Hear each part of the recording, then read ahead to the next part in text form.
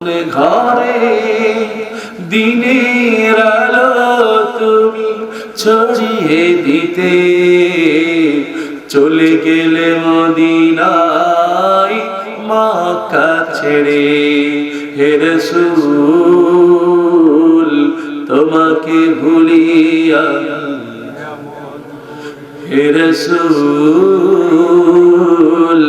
তোমাকে ভুলি আমি কেমন করে। হে রাসূল তোমাকে ভুলি আমি কেমন করে। তাকবীর! আজকের এই মাহফিল হবে আমাদের জন্য ক্ষমার মাহফিল ইনশাআল্লাহ। আজকে আমরা যারা এসেছি আমাদেরকে আল্লাহ অসম্ভব ভালোবাসেন, পছন্দ করেন, সে কারণেই আমরা আসতে পেরেছি, না হয় আসা সম্ভব ছিল।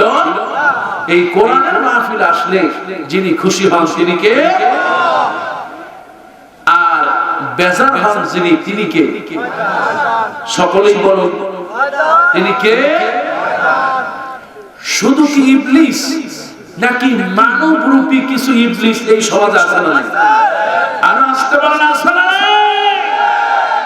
মানব রূপী ইবলিস যদি না থাকতো তাহলে এই বাংলার জমিনে, আলেম ওলামাদের জমিনে, মসজিদের নগরীতে, আলেমদের নগরীতে তাফসীর মাহফিলের উপরে 140 ভোল্ট চালু করার কথা বলেন ঠিক কিনা?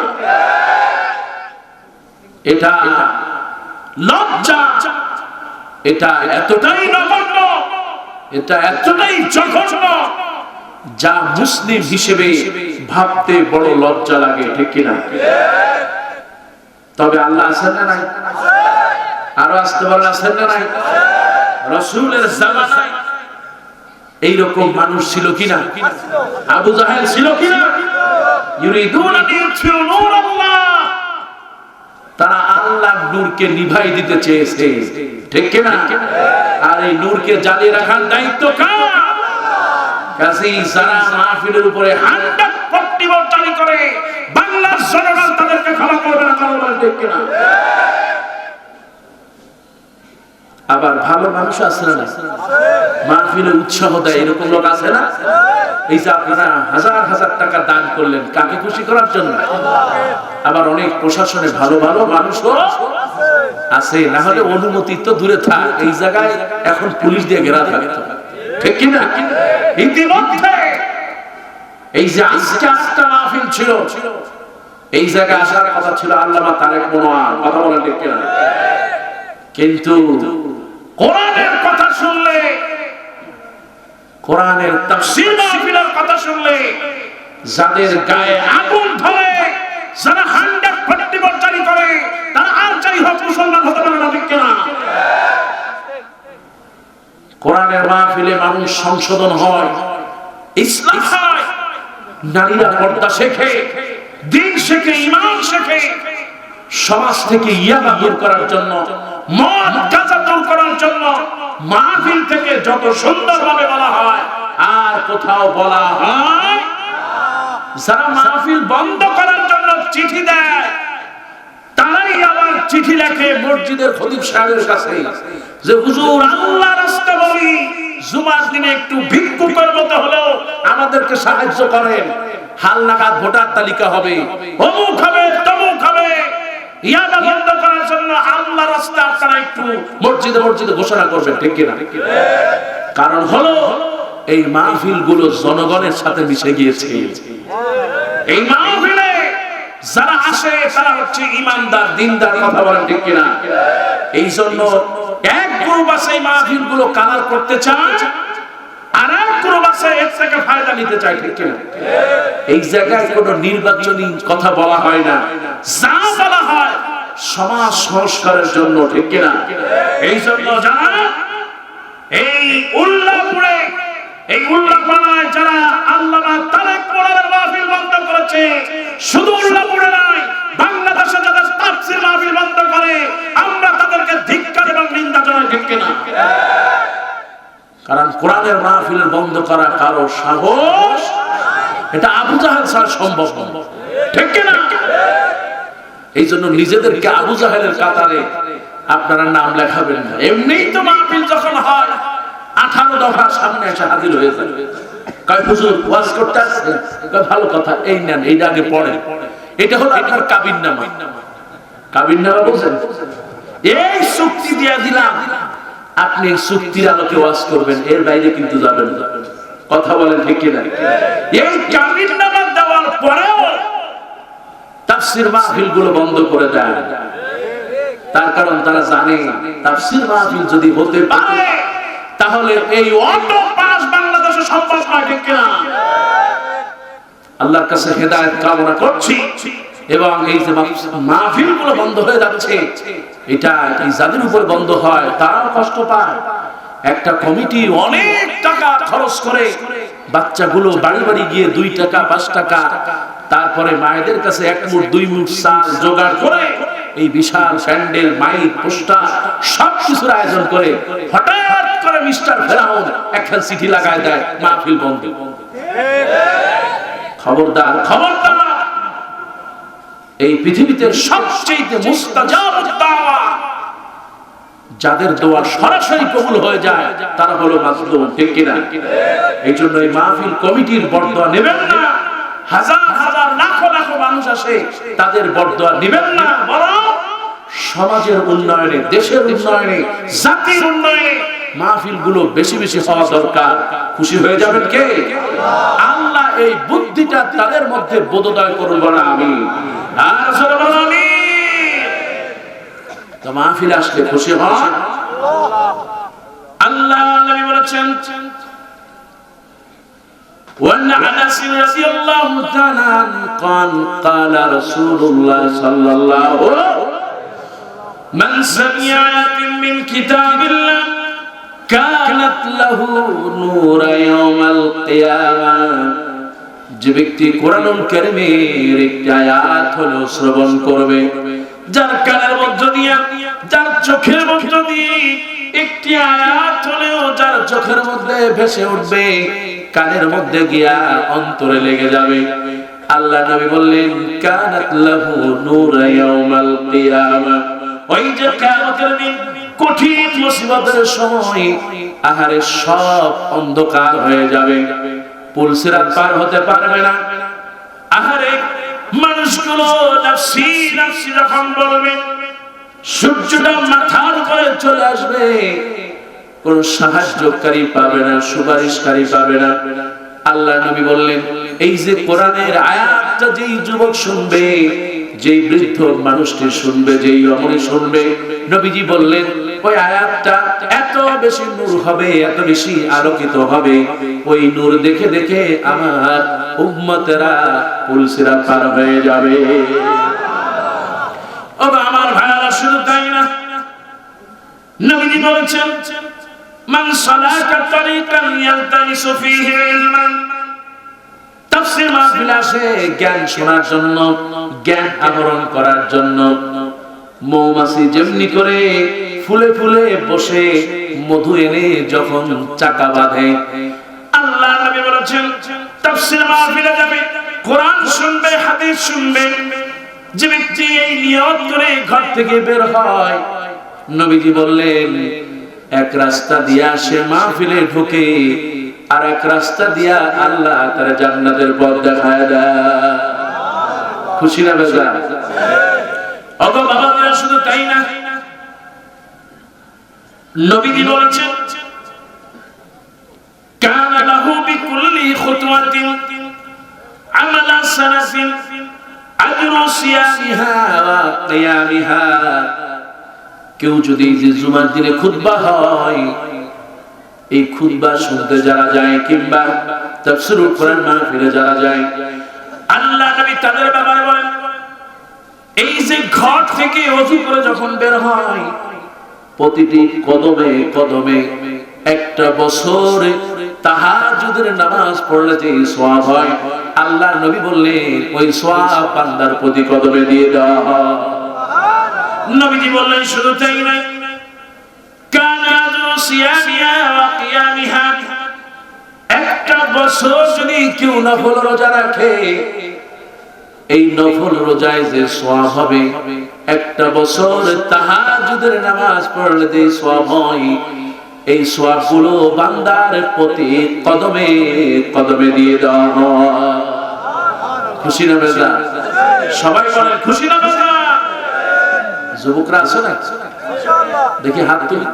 আল্লাহু তাকবীর, আল্লাহু তাকবীর, আল্লাহু আকবার।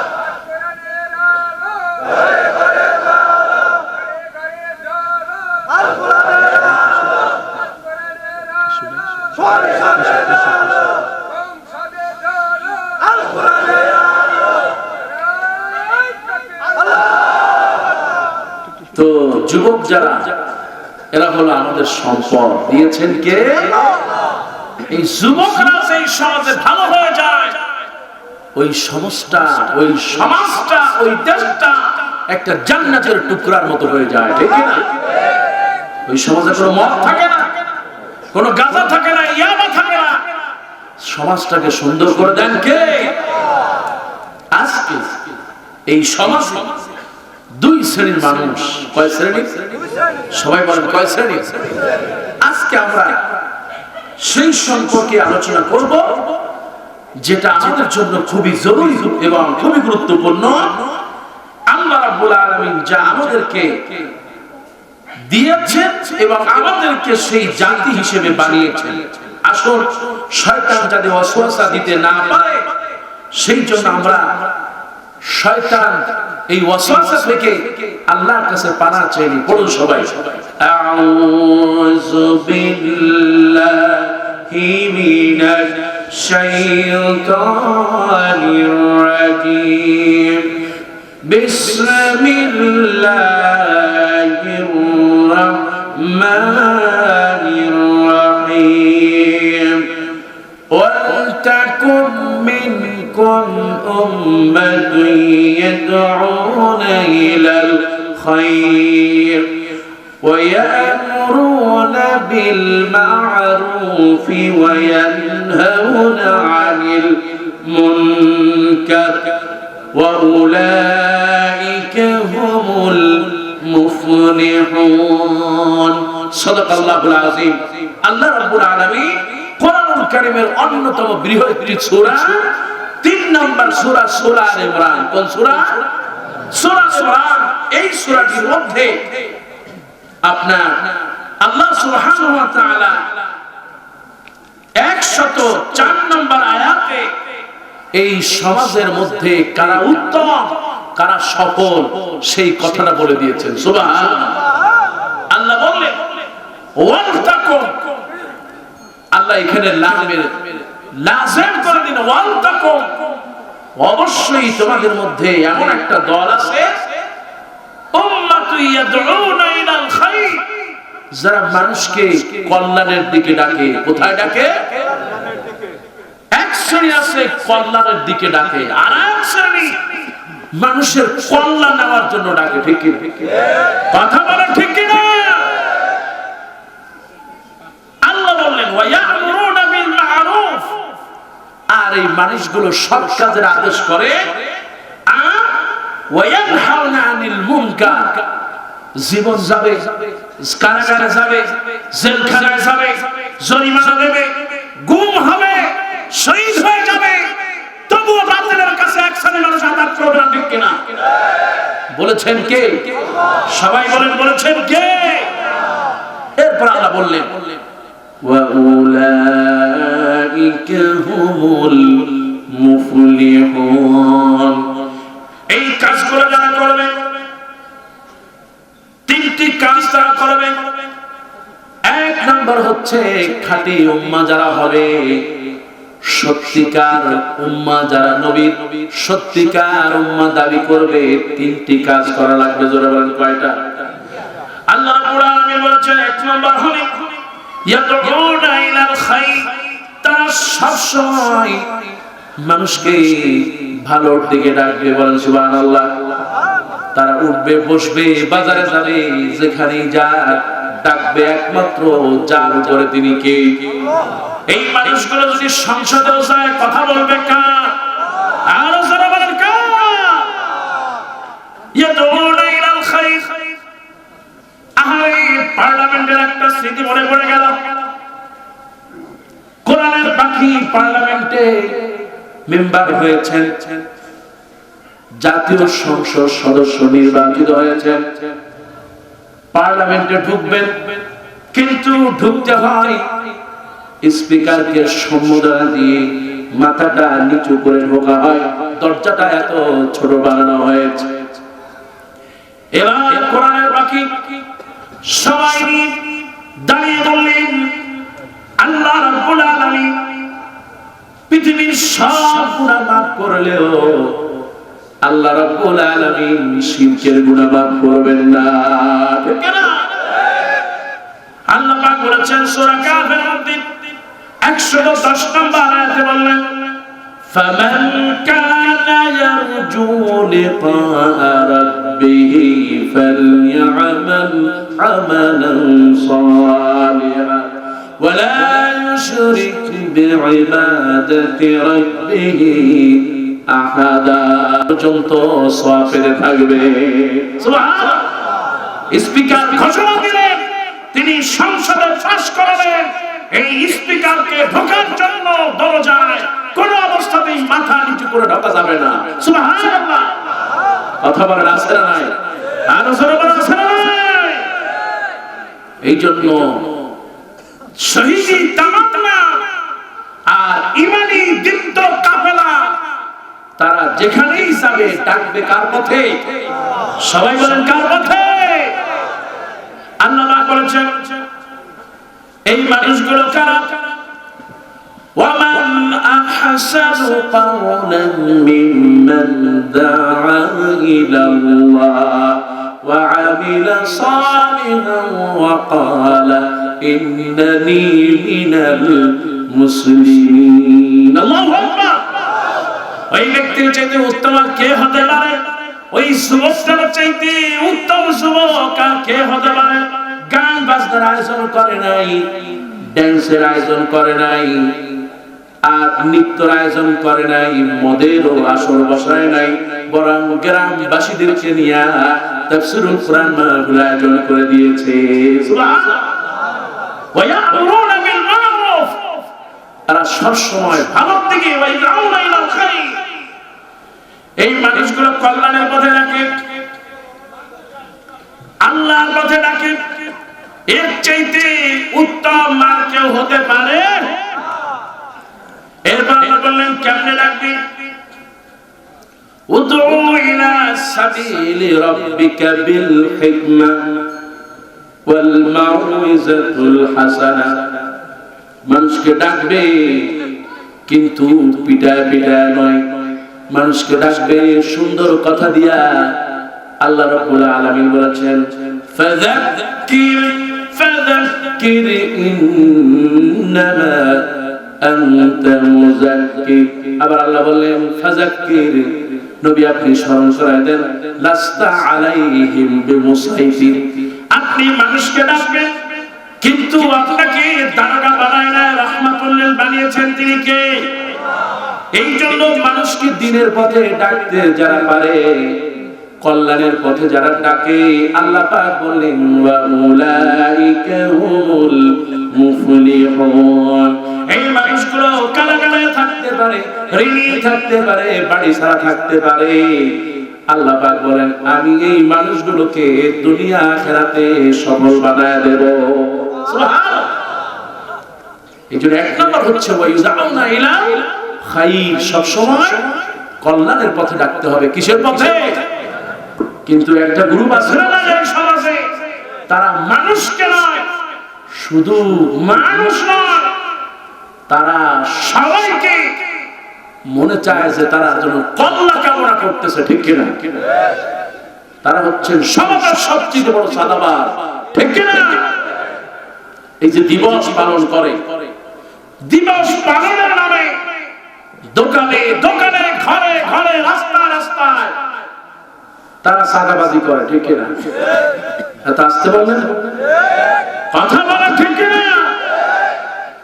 যারা সাদাবাজি করে এরা আল্লাহ বললেন যে এরা উত্তম জাতি নয়, বরং উলাইকা কাল আল্লাহ বলেন যে এগুলো পশু। এগুলো কি? সবাই বলেন এগুলো কি? আল্লাহ বলেন না, পশু না, শুয়োর না, জানোয়ার না, বরং বালহুল আদর, এর চাইতে নিকৃষ্ট। ঠিক কি না?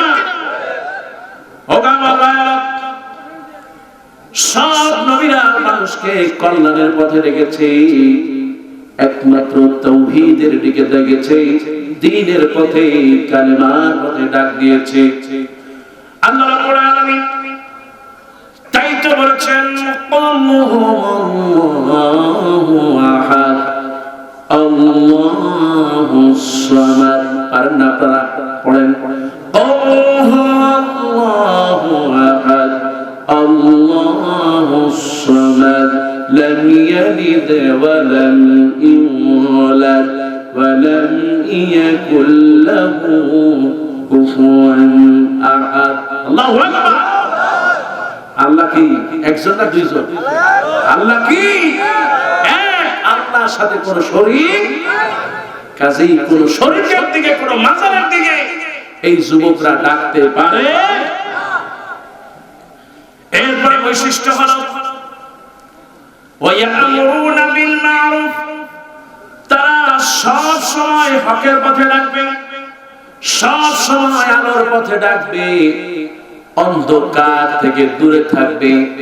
আল্লাহ পাক এদের পরিচয় দেন, আল্লাহু ওয়ালিউল্লাযীনা আমানু ইখরিজুহুম মিনাজ যুলুমাতি ইলান নূর।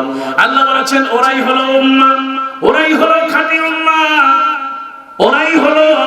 আল্লাহ রাব্বুল আলামিন বলেন, আল্লাহু ওয়ালিউল্লাযীনা আমানু, যাদের ঈমানটা মজবুত থাকবে, যারা শিরক করবে না। আল্লাহ পাক বলেন এই মানুষগুলো কোনো দরবার লাগবে না, আমি আল্লাহ তাদের জন্য অভিভাবক, বন্ধু হয়ে যাব। আল্লাহ পাক বলেছেন আমি শুধু অভিভাবক হব না, এই যুবকদেরকে, এই উম্মাহকে আল্লাহ রাব্বুল আলামিন বললেন ইখরিজুহুম মিনাজ যুলুমাতি ইলান নূর, অন্ধকারের মধ্যে থাকবে, আমি আল্লাহ আলোর মধ্যে নিয়ে আসব। বিপরীতে যারা কাফের, বেঈমান, মুশরিক, আল্লাহ তাদের ব্যাপারে বললেন ওয়াল্লাযীনা কাফারু আউলিয়াউহুম ইয়ামুরুনা বিল মারুফ, এই মানুষগুলো সব সময় হক কথা বলবে, সব সময় হকের পথে থাকবে, হক থেকে কখনো বিচ্যুতি হবে না। আল্লাহ পাক বলেছেন ইয়া আইয়ুহাল্লাযীনা আমানুত্তাকুল্লাহ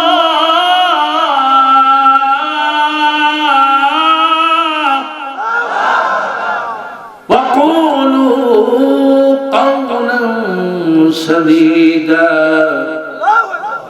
يصلح لكم أعمالكم ويغفر لكم ذنوبكم والله غفور رحيم। আমার আল্লাহ ডাক দিয়েছে, ও খতিব, আজকে তোমাকে বলে শোনো, কোরআন দিয়ে হাদিস দিয়ে আলোচনা করবে মসজিদের মধ্যে। যদি তুমি হক কথা বলো, যদি চাকরি চলে যায় যেতে পারে, কিন্তু হক কথা বলা ছাড়া যাবে। কিন্তু আমাদের দেশের মসজিদগুলোর অবস্থা কি? মসজিদগুলো হচ্ছে, আমার দেশের মসজিদগুলো খুতবা এমন ভাবে হয়, খতিব নিজেও ঘুমান, আর মুসল্লি যদি পায় হেলান দিয়ে নাক ডাকা শুনে করে। আছে না? এই আপনাদের মশিপুরে নাই বুঝি নাকি? হ্যাঁ, মশিপুরে আসলেও নাই, আসলে নাই, এই যে বাঘেরও আছে, বসে আছে। আল্লাহু আকবার, আল্লাহু আকবার। আল্লাহ বললেন কি, খবরদার, কথা বলবে হক কথা, কারো চোখ রাঙানিতে হক কথা বন্ধ করা যাবে না। ওয়াজের ব্যবসা বন্ধ হয়ে যাবে তাই বলে মুখে ডিলাক্লুপ দিয়ে রাখা যাবে না। ফাঁসিতে ঝোলা লাগতে পারে, আমি এইসবের মধ্যে নাই। ইয়েস স্যার, ওকে স্যার, জি স্যার, কোনো সুবিধা নাই, শুধু থাকবে। ঠিক না? এরকম আছে না নাই? এগুলো হওয়া যাবে বরং হক কথা বলতে হবে। আল্লাহ বলেন ওয়ায়াগফির লাকুম যুনুবাকুম, তুমি হক কথা বলবা, প্রতি হক কথায় গুনাহগুলো মাফ করে দিবেন আল্লাহ। আল্লাহ নবী বলেছেন ফামান রা মিনকুম মুনকার, তোমাদের মধ্যে যদি কখনো অন্যায় দেখো শুধু জবান দিয়ে নয়, সর্বপ্রথম হাত ব্যবহার করবেন। আল্লাহু আকবার। মেয়ে রাস্তা দিয়ে হেঁটে যায়, পাশের বাড়ির চেয়ারম্যানের ছেলে মেয়ের সাথে সেটিং শুরু করে দিছে, ইফতিজিং শুরু করে দিছে। আসলে নাই চেয়ারম্যানের ছেলে বলে কথা, হুজুর আমি কি করব, আমি আর বিপদে পড়বো নাকি? আল্লাহ নবী বললেন যখনই অন্যায় দেখবে, চেয়ারম্যানের ছেলে হোক, মন্ত্রীর ছেলে হোক, এমন যদি প্রাইম মিনিস্টারের ছেলে হয়, সঙ্গে সঙ্গে থাপ্পড় মারবা। ঠিক না?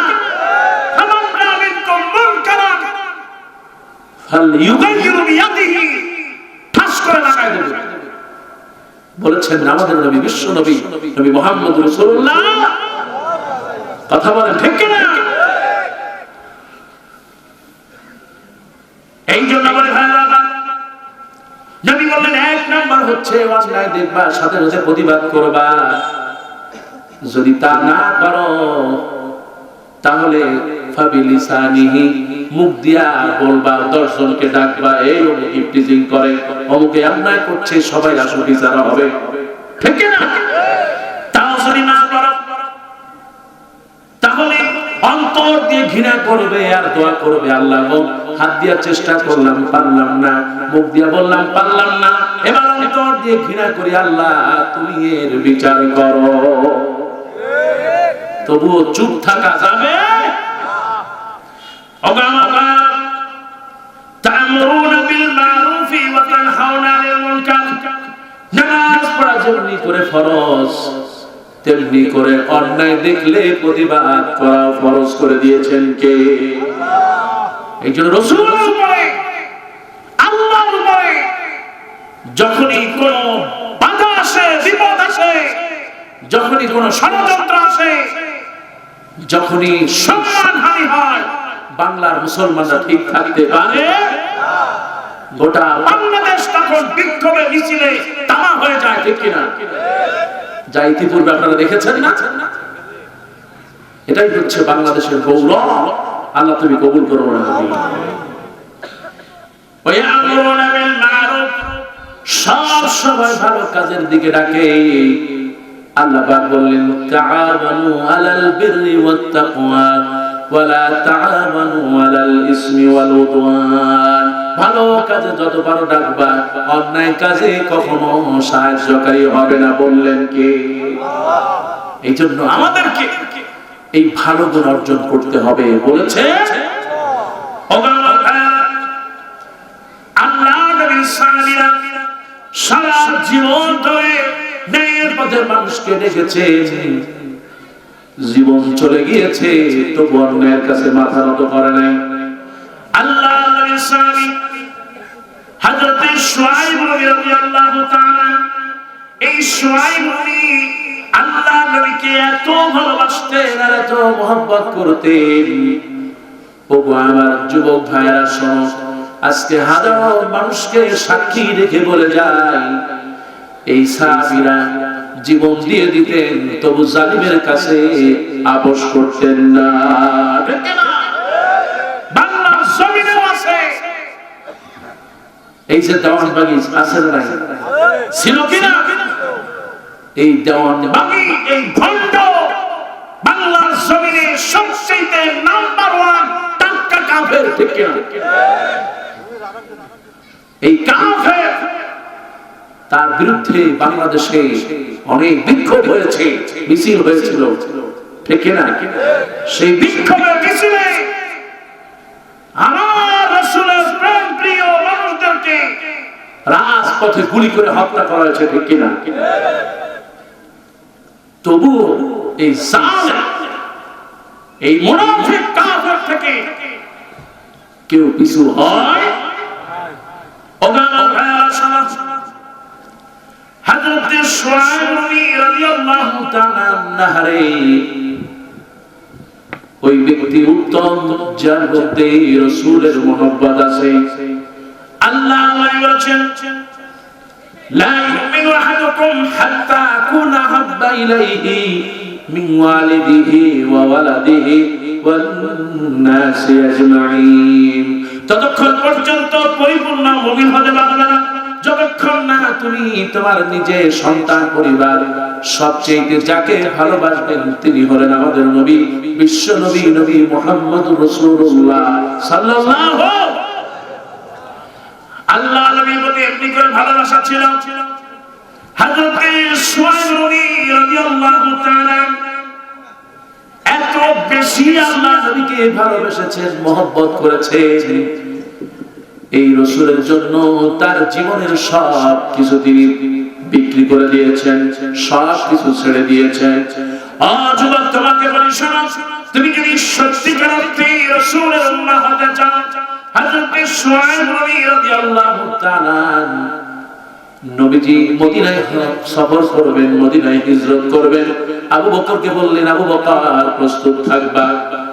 ও সুহাইব নবী তুমিও প্রস্তুত থাকবে। হযরত সুহাইব নবী মদিনায় হিজরতের জন্য রাসূলের সাথে হিজরত করবেন। আনন্দে আত্মহারা হয়ে রেডি হয়ে এলেন। হযরত আবু বকর তার বাড়িতে প্রস্তুত আছেন। আল্লাহ নবী সুহাইব নবীর বাড়িতে গেলেন, যে দেখেন কাফের মুশরিকরা তার বাড়িটা ঘিরে আছে। নবীজি আবু বকরকে নিয়ে মদিনায় হিজরত করেছেন। সুবহানাল্লাহ। এরপর সুহাইব নবী রাদিয়াল্লাহু তাআলা আল্লাহ নবীকে এত বেশি ভালোবাসতেন, এত মহব্বত করেছেন, তিনি সুযোগ খুঁজতে লাগলেন কোন সময় কোন ফাঁকে গিয়া আল্লাহ নবীর সাথে মদিনায় দেখা করবেন, নবীর সাথে দেখা করবেন। ঘর থেকে বের হবেন কিন্তু পারে না, চারিদিকে কাফের মুশরিকরা ঘিরে আছে। এবার সুহাইব নবী পেটটা খারাপ করার ফাঁক ধরে তিনি বারবার বাথরুমে যায় আর আসেন, বাথরুমে যায় আবার তিনি আসেন, যাতে ওরা বুঝতে পারে, কাফেররা বুঝতে পারে তার পেটটা খারাপ হয়েছে। সুহাইব নবী বারবার যাচ্ছে আর আসতেছে। কাফের মুশরিকরা এই জালেমরা তার ঘরটা ঘিরে রাখা আছে। তারা বুঝতে পেরেছে সুহাইব নবীর হয়তো অসুখ হয়েছে, এই কারণে তারা তাদের অস্ত্র শস্ত্র রেখে হেলা দিয়ে একটু বসে পড়েছে। আল্লাহ নবীর সাহাবী বর্ণনা করেন, ওই দিন মক্কা জমিনে এত বৃষ্টি হয়েছে, আর এই পর্যন্ত মক্কার জমিনে এত বৃষ্টি হয় না। গুড়ি গুড়ি বৃষ্টি আকাশ থেকে পড়তেছে, গুড়ি গুড়ি বৃষ্টি পড়ছে। সুহাইব নবীর গায়ে কিছু বৃষ্টি পড়ছে, তিনি বাথরুমে যাচ্ছেন আর আসতেছেন, ফোঁটা ফোঁটা বৃষ্টি পড়ছে। আর কাফের মুশরিকরা ঘরের কোণা ছায়ায় হেলান দিয়া ঠান্ডা ঠান্ডা পেয়ে ঘুমায় পড়েছে। হযরত সুহাইব নবী চিন্তা করলেন, এবার আল্লাহ নবীর সাথে সাক্ষাতের বড় একটা সুযোগ। তিনি আর দেরি করলেন না, তার ঘর বাড়ি তার সম্পদ সব কিছু রেখে মদিনায় হিজরত শুরু করে দিয়েছে। আমি যখন হজে গেলাম, হজর থেকে কাবা চত্বর থেকে বাইতুল্লাহ থেকে বের করে মদিনার দিকে যেই পথ চলেছে শারে হুজুন বলা হয়, এই রাস্তাটা হলো রাসূলুল্লাহ সাল্লাল্লাহু আলাইহি ওয়াসাল্লাম খুব কষ্ট নিয়ে এই রাস্তা দিয়ে মদিনায় চলেছেন। এই জন্য এই রাস্তাটাকে বলা হয় শারে হুজুন, কষ্টের রাস্তা। হযরত সুহাইব নবী ওই রাস্তা ধরে মদিনার দিকে চলতেছে। তিনি পিছনে পিছনে একবারও তাকালেন না তার পিছনে কে আসে বা না আসে। আল্লাহ নবীর সাহাবী দ্রুত চলতেছেন যাতে করে আল্লাহ নবীর সামনে গিয়ে দেখা হয়ে যায়। নবীজি মদিনায় সুহাইব নবী একটা গুহার মধ্যে, গুহা থেকে বড় একটা পাহাড়ের উপরে সুহাইব নবী উঠলেন। সকাল হয়ে আসলো, সুহাইব নবী এই গুহার উপরে উঠে দাঁড়ায় গেলেন। এদিকে কাফেররা বুঝতে পারল সুহাইব নবী আর নাই, সবাই জানাজা তাকে গিয়ে পাহাড়ের উপরে ঘিরে ফেলেছে। সুহাইব নবী এবার তরবারি হাতে নিয়েছে আর পিছন দিক থেকে তীর গুলিয়ে বলতেছে, ও মক্কার কাফের মুশরিকরা তোমরা শোনো, আমি আল্লাহ নবীকে ভালোবাসি, আমি আমার নবীকে যেমনি ভালোবাসি, এই পৃথিবীর আর কিছুকে তেমনি ভালোবাসি না। আজকে তোমরা আমাকে চেনো, আমি সোহাইব রবি। আমার এইখানে 112টার মতো তীর আছে। আমি এই তীর দিয়া যার গলার মধ্যে দিতে চাই তার গলায় কিন্তু ঢুকবে। যদি আমি নাকের উপরে দিতে চাই নাকের মধ্যে গিয়ে ঢুকবে। আমি যদি কপালের মধ্যে দিতে চাই কপালের মধ্যে গিয়ে ঢুকবে। তার কারণ আমার হাতটা এত সোজা বানিয়ে দিয়েছেন আল্লাহ। আল্লাহু আকবার। এই জন্য তোমরা আমাকে বাধা দিও না। যদি আমি দেখি আমার তীরগুলো শেষ হয়ে গেছে কিন্তু আমি তোমরা মর নাই, এই যে আমার তরবারি পিছন দিক থেকে তরবারি তুললেন আর বললেন এই তরবারি দিয়া আঘাতের পর আঘাত করে সবাইকে মেরে ফেলবো, কিন্তু আমি আমার নবীর কাছে যাওয়া ছাড়বো না। এবার কাফেররা বলতেছে, সোহাইব নবী তুমি তোমার এত সম্পদ এত বাড়ি গাড়ি সব রেখে চলে যাবে, এটা তো হতে পারে না। এবার সোহাইব নবী বললেন, তাহলে বুঝলাম তোমরা যা করছো তা হলো ক্ষমতা আর সম্পদের লোভে, ঠিক কি না? আরো জোরে বলেন ঠিক কি না?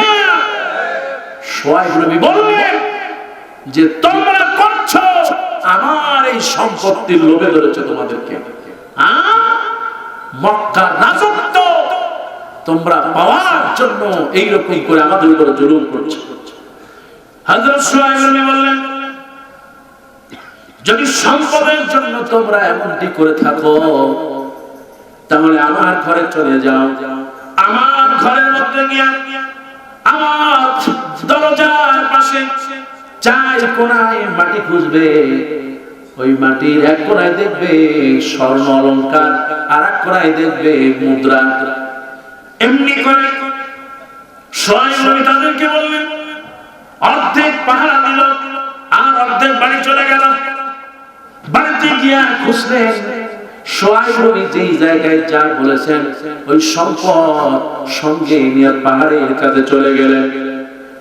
এবার সোহাইব নবী বললেন, মনে রাখবি যারা সত্যিকার অর্থে আল্লাহকে ভালোবাসে তারা কোনোদিন মুনাফিকি আচরণ করতে পারে।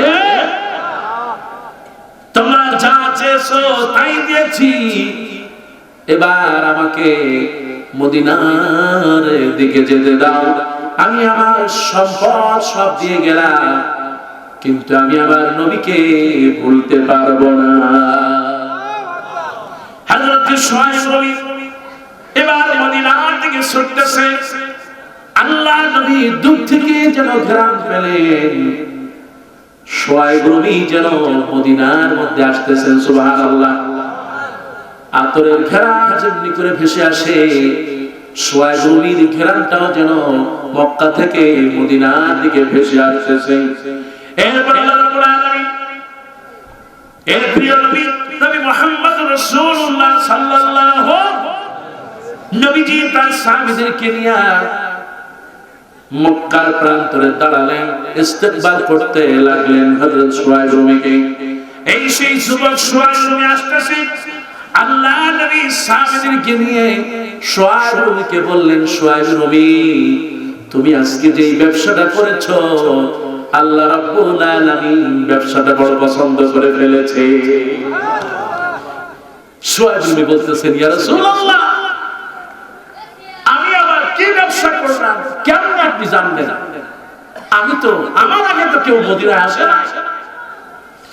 আল্লাহ রাব্বুল আলামিন কোরআনুল কারীমের একটি আয়াত সোহাইব নবীর জন্য নাযিল করলেন।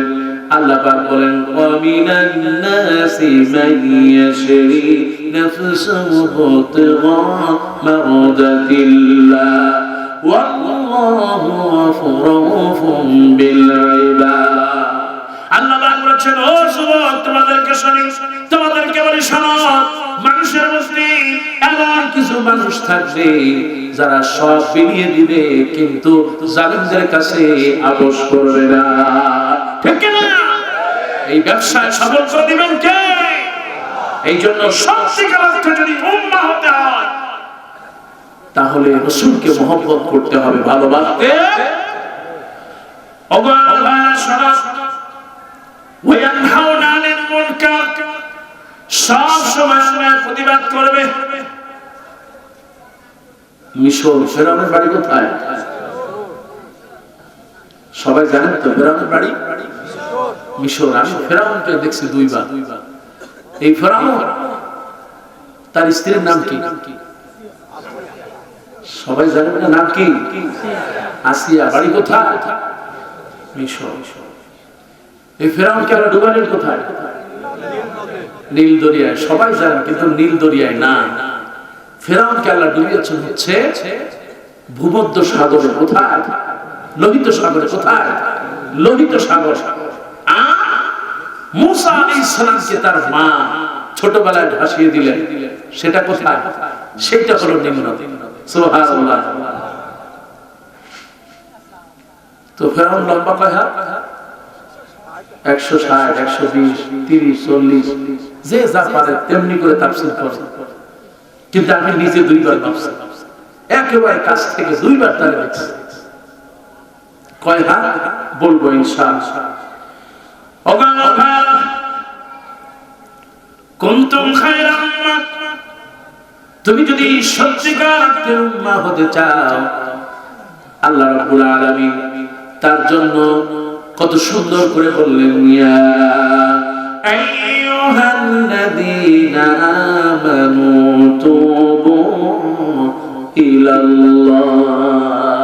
তওবা করতে হবে যার কাছে, তিনি আল্লাহ। আমাদের ভুল হতে পারে কিনা, আমাদের পাপ থাকতে পারে কিনা, ক্ষমা করার মালিক আমরা যে পাপ করি, আমরা না জানলেও জানেন কে? আল্লাহ। পৃথিবী না জানো আমি তো জানি, আমি কি পাপ করেছি, আমার পাপের করলে বিচার, বাঁচার আমার নাই উপায়। দয়াময় তুমি মাফ করো আমায়, মাফ করো আমায়, মাফ করো আমায়। পৃথিবী না জানু আমি তো জানি, আমি কি পাপ করেছি, হায় আমার পাপে করলে বিচার, বাঁচার আমার নাই উপায়। দয়াময় তুমি মাফ করো আমায়, মাফ করো আমায়, মাফ করো আমায়, মাফ করো আমায়। আল্লাহ, আজকের এই মাহফিলের মানুষগুলো তুমি মাফ করে দাও না। আমি আর আমি মাফ পাওয়া অন্যতম প্রধান শর্ত হচ্ছে তওবা করা। কি করা? সবাই বলেন কি করা? আল্লাহ রাব্বুল আলামিন বললেন সূরা তাহরীম ৮ নম্বর আয়াত, ইয়া আইয়ুহাল্লাযীনা আমানু তুবু ইলাল্লাহ, তোমরা আল্লাহর কাছে তওবা করো। তওবাতান নাসুহা, তওবা নসুহা আছে না? আল্লাহ বলেন তওবা নসুহা করো, আমি আল্লাহ তোমার জীবনের সব গুনাহ মাফ করে দেব। সুবহানাল্লাহ। এখন তওবাটা কি? আমরা তওবা বুঝি না। পাপ করি আবার তওবা করি, পাপ করি আবার তওবা করি। এরকম কিছু লোক আছে না? কম না বেশি? কয় হুজুর পাপে যে মজা, একবার করি তারপরে যে আরো মজা লাগে। কি বলেন, আছে না? কয় হুজুর খাই হলো বিড়ি, কিন্তু এখন যে মজা লাগে, আর বিড়ি টিড়ি খাই না, খাই হলো সিগারেট। কথা বলেন, আছে না? এরকম কম না বেশি? হ্যাঁ বেশি। কি যে মজা, মাশাআল্লাহ। ওরে বাবা, আর টানটা কি, ওরে বাবা, কুয়ের সাথে দুঃখ সব দূর হয়ে যায়। কি আছে না, আছে না? তা আপনি এই যে পাপ করছেন, আপনি নীরবেই পাপ করে যাচ্ছেন। আল্লাহ রাব্বুল আলামিন বলেন, ওয়ালা তুলকু বিআইদিকুম ইলা তাহলুকা, খবরদার নিজেদের হাত দিয়ে ধ্বংস করে দিও না। এই জন্য এই যারা বিড়ি খায় তারা তাদের হাত দিয়ে ধ্বংস করে, আর যুবকরা নিজেদের ধ্বংস করে দেয় বাথরুমে গিয়ে। ঠিক কিনা? এই জন্য এটা করা যাবে। আমার ভাইরা, আল্লাহ রাব্বুল আলামিন কত সুন্দর করে বলেছেন, তওবা করবে আমি আল্লাহ, তোমার অতীতের যত গুনাহ আছে গুনাহগুলো আমি maaf করে দেব। শুধু তাই না, আল্লাহ রাব্বুল আলামিন সূরা বাকারা 222 নম্বর আয়াতে একেবারে শেষের কথাই বললেন, ইন্নাল্লাহা ইউহিব্বুত তাওয়াবিনা ওয়া ইউহিব্বুল মুতাতাহহিরিন। ও যুবক, অন্যায় করেই ফেলেছো, তওবা করো আর পবিত্র থাকো। আল্লাহ বলছেন, আমি তোমাকে ভালোবাসবো। সুবহানাল্লাহ। তওবা কাকে বলে? লিসানুল আরব অভিধানের মধ্যে আসছে, মুআজামুল ওয়াসিতের মধ্যে আসছে, অনেকগুলো কিতাবের মধ্যে এসেছে। আত-তাওবা বিমানা আর-রুজু মিনাজ যুনুব। আপনার জীবনে যত পাপ করেছেন আজকে উপলব্ধি হয়েছে, আজকে মনে পড়েছে, আহারে এই বয়সের সময় জিনা করেছিলাম, এই বয়সের সময় মিথ্যা কথা বলেছিলাম, নামাজ কামাই দিয়েছিলাম, আজকে তওবা করলাম। আল্লাহ গো, সুন্দরী রমণী শুধু মিস কল নয়, ফেসবুকে শুধু এক নয়, এই সুন্দরী রমণী যদি গায়ের উপরে এসে পড়ে তবু আমাকে গলাতে পারবে? কিন্তু এইরকম যুবক আছে সমাজে? নাই নাই। এখন যুবকরা রাতের বেলায় খুঁজে যে কোন মেয়েটা কত সুন্দর, তারে অ্যাড রিকোয়েস্ট পাঠায়, রাত গভীর হয় আর ফেসবুকে সেটিং তাদের বেড়ে যায়। ঠিক কি না? ফেসবুক মেসেঞ্জার, হোয়াটসঅ্যাপে, ইমোতে, ভাইবারে তাদের তখন সেটিং আরো বেড়ে যায়। বাড়তে বাড়তে এমন অবস্থা হয় যে মেয়ে ইমোতে তার নিজেকে দেখায় আর এদিক থেকে বলে এরকম কর, এরকম কর, আর একটু নিচে আসো, আর একটু নিচে আসো। আসলে না, কথা বলে না, আর কত সুন্দর কথা বলে, অমুক সমুক, ময়না পাখি, জাদু, সোনা, টিয়া, গাঁদা, তাস সব বলে। ঠিক কিনা? তারপরে আসলে এই সমাজটা নষ্ট হয়ে যাচ্ছে। যেমন আপনার এইরকম মেয়ে, ঠিক তেমনি এরকম ছেলের সমাজ আছে। দেখবেন মেয়ে মাশাআল্লাহ, এদিকে কাপড় কিছুই নাই, হাতা উঁচু করলে সব দেখা যায়। আবার মেয়েও কিছু আছে, মানে বাম হাত, তারপরে শরীরে যা পড়ছে, আর এদের তো কিছু পায়জামা বেরোইছে, মেয়েদেরকে মনে হয় যেন লুঙ্গি পড়ছে। ঠিক কিনা? রাস্তা দিয়ে হাঁটে, একজন বুড়ি মহিলা, তুই এই লুঙ্গি পরছ গায়ে? আরে না, লুঙ্গি না দাদি, প্লাজো, প্লাজো। কি কো? ব্লাউজ। ব্লাউজ দিছে কে? প্লাজো। এরকম আসলে নাই মেয়েরা। আর ঢোলা কি, ওরে বাসা, যখন ছেলে বাইক চালা, ছেলে পার উপরে, আর যখন এগুলো চলে আল্লাহ জানে, তার ও জায়গা থেকে সব কিছু একেবারে আমি আর নিচে নামতে পারবো না। আছে না নাই? এরকম যুবক আছে না? আছে। যুবক তাই খোঁজে, যুবক ফেসবুকে খোঁজে এইরকম মেয়ে কোনগুলো আছে।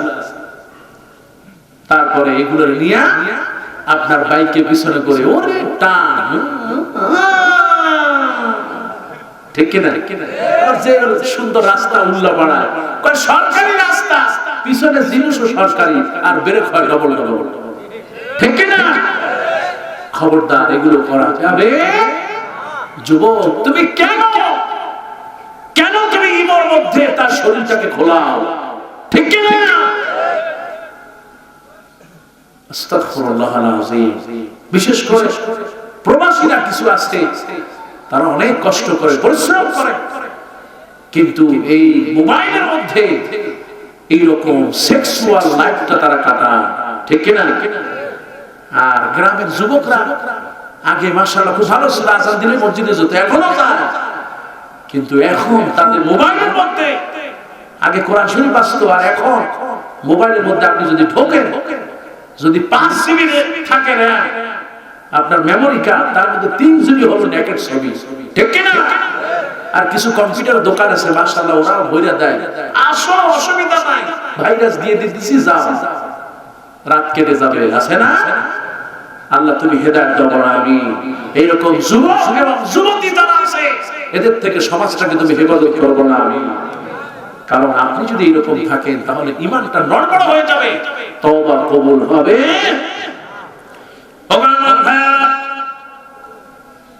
আত-তাওবা বিমানা রুজু মিনাজ যুনুব। অতীতে যত পাপ করেছো আজকে মনে পড়েছে, আজকে তওবা করবে, আল্লাহ আমি জীবনে আর পাপ করব না।